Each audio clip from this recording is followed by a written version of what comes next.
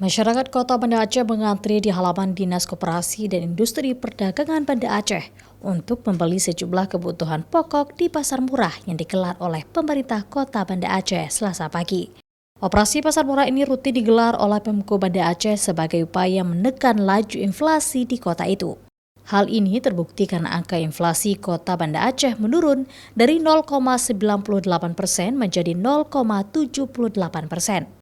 Selain itu, operasi pasar murah juga upaya untuk menstabilkan pasokan dan harga pangan di pasaran. Pemerintah Kota Banda Aceh memberikan subsidi senilai Rp50.000 untuk tiap belanja per kupon di pasar murah.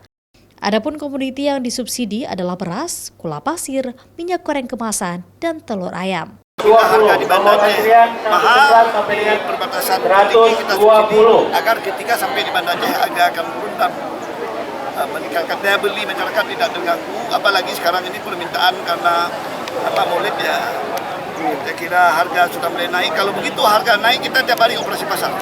Tiap hari, maksudnya saya koreksi, bukan operasi pasar, tiap hari kita monitor harga. Nah, apabila terjadi kenaikan harga, maka pemerintah akan intervensi.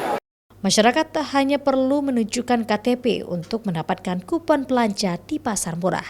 Salah satu warga Kota Banda Aceh, Cut Zubaidah, berharap operasi pasar murah harus rutin digelar karena sangat membantu perekonomian keluarga dalam memenuhi kebutuhan pokok. Yang lebih murah ada lebih 55.000 kayaknya. Kayak telur kan 41, kalau beli 50, 9.000 berarti murah. Diskon cuma 50.000. Harapannya kayak gitu setiap hari.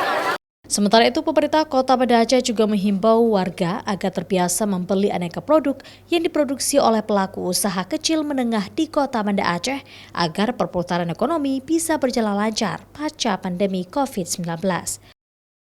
Nova Mistayanti, Kompas TV, Banda Aceh.